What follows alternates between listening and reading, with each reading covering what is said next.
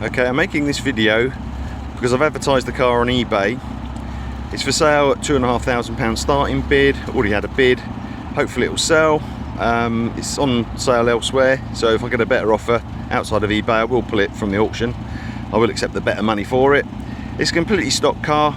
The reason I've done the video is I've changed the rear bumper to original Ford Orion Mk1 type bumper. The pictures on eBay showed a it was the Series 2 Mk1 really bumper. You could have said it was a Mark 2 Orion bumper, but I think it was a sort of Series 2 Mk1. And I've also taken the wheel arch protectors off because there was a lot of negative comments about those, but they're still available should you want them. Okay, I'm going to show you the interior of the car in a little bit more detail.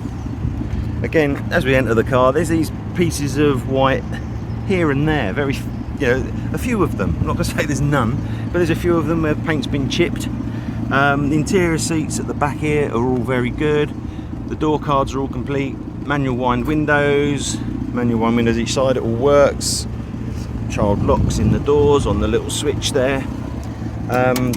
Needless to say, the rear locks on the central locking, the car is running at the moment. The back of the seats are all good.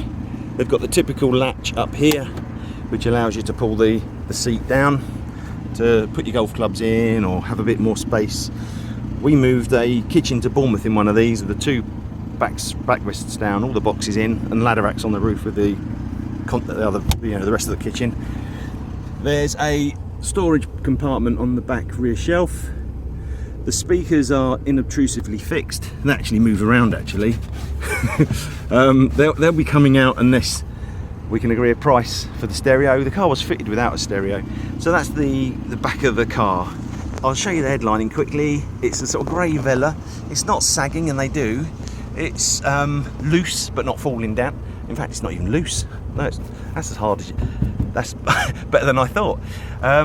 Rear light in there, courtesy light, heated rear screen. So that's the back of the car. Looks good.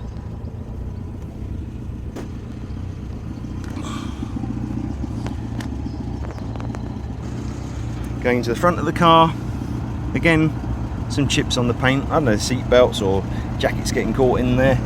This is quite interesting. The previous owner must have been getting in and out of the car and scuffing his feet. It's gone down to the metalwork, but it's not rusted. But going into the car, this is the driver's side, obviously. Door cards all good. Controls with electric windows either side. The locks work on the central locking. The mirrors are all intact and all good both sides. Looking at the driver's seat, being a Maltese car or just European origin if you like, smoking is still quite common. There's a few burns, and maybe 40 years ago the occupant or the owner of this car was still smoking and dropped a few little embers. So there's 1, 2, 3, 4, 5 little burns on there, but they're not ripped out. There is the bolster damage, which I think you'd expect, but being a quarter panel on the seat, I guess that whole piece of trim could be replaced. But if you want to make it pristine, it's a job you could do. Speakers in the footwells each side, courtesy lights, speakers will be coming out. Dashboard is the soft dash, no rips or tears or cracks. So the dashboard is in very good condition.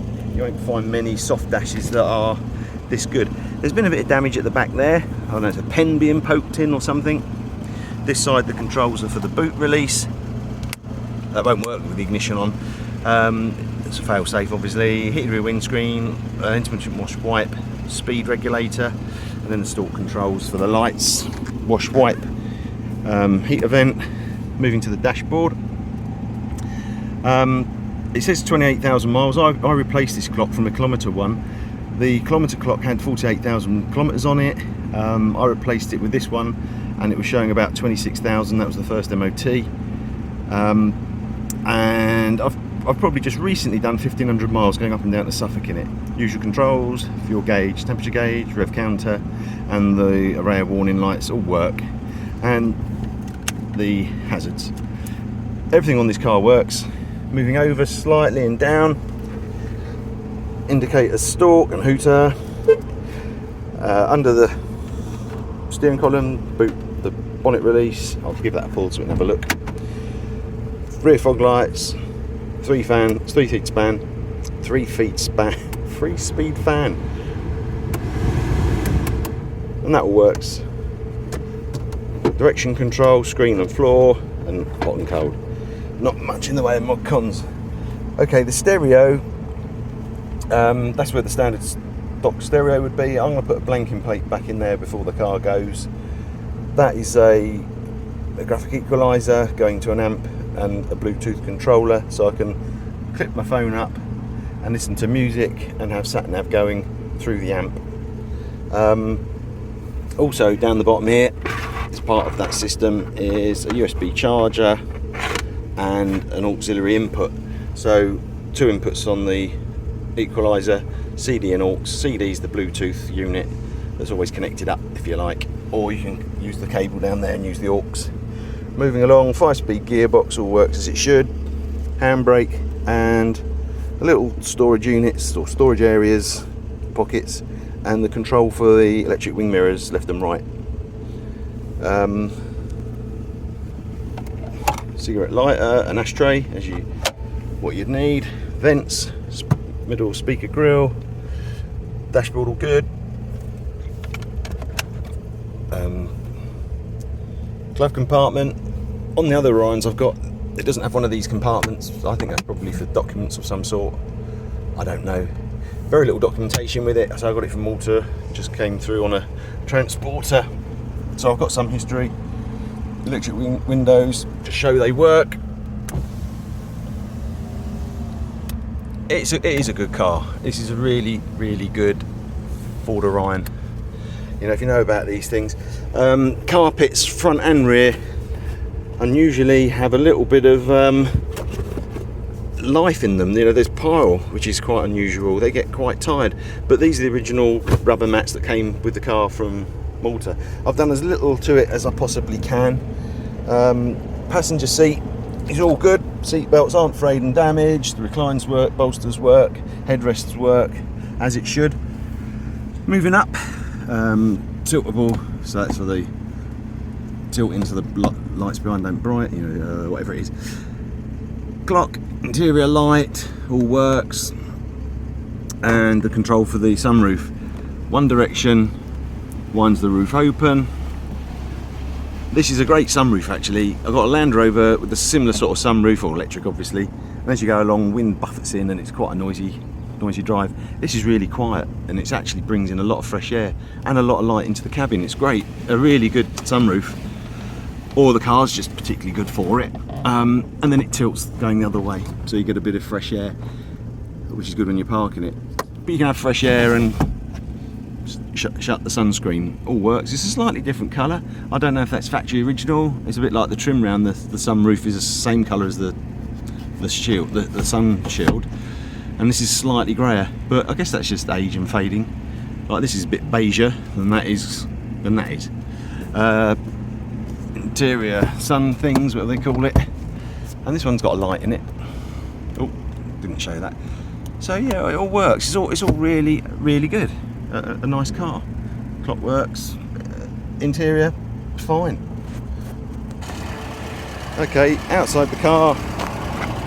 Again, on the bonnet, there's these stone chips, and maybe I don't know, maybe it's a thick white primer under these, and the red paint is a very fine red paint, but there are a few little chips.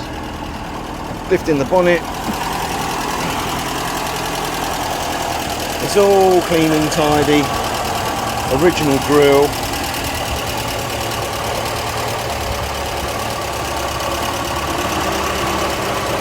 Electric fans just kicked in, air filters all on there. Completely stock, nothing modified in here, no rust.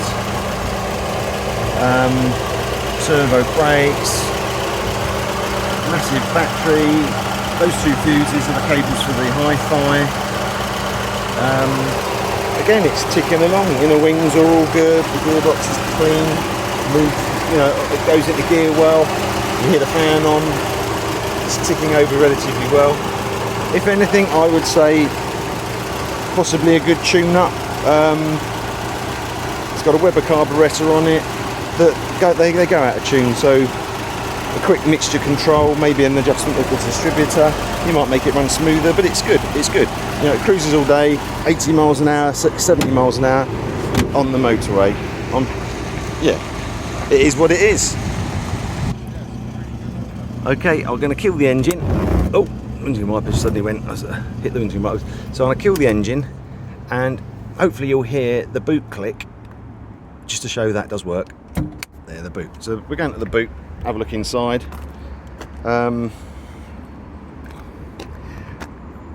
Two other Orions, the gas struts are broken. This one, the gas struts hold the boot up, which is brilliant. Inside the boot, plenty of storage space. Yeah, it is a big boot. I'll pull some of this stuff out. There's a carpet for the dog to sit on. It's a bag of stuff. I'll pause the video while I do this. So I'm back in the room. That's a few of the bits that went in. You know, it does hold a lot. They're big boots, really big boot. The sound system, there's so the graphic equalizer in the front, amplifier in the back here, plugged into the sub, which I just took out. It plugs in. So all this will go unless the new owner wants to agree a price on it. I'll hold the sub in with a couple of bits of rope, nothing fancy. That can all pull out. Pulling the carpet back a quarter or a third of it here. Typical Ford Escort Orion type of access. There's a spare wheel, a little bit of wear and tear again, some gingery bits, but all in all, no rust going through. It's a brilliant sized boot actually. The rear seats, 2/3 and a third, like I showed before, they pop down. It's all good. So there you have it, the junk's back in the boot.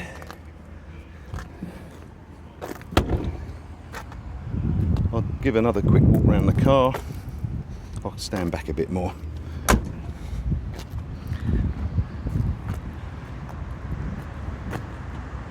So there it is.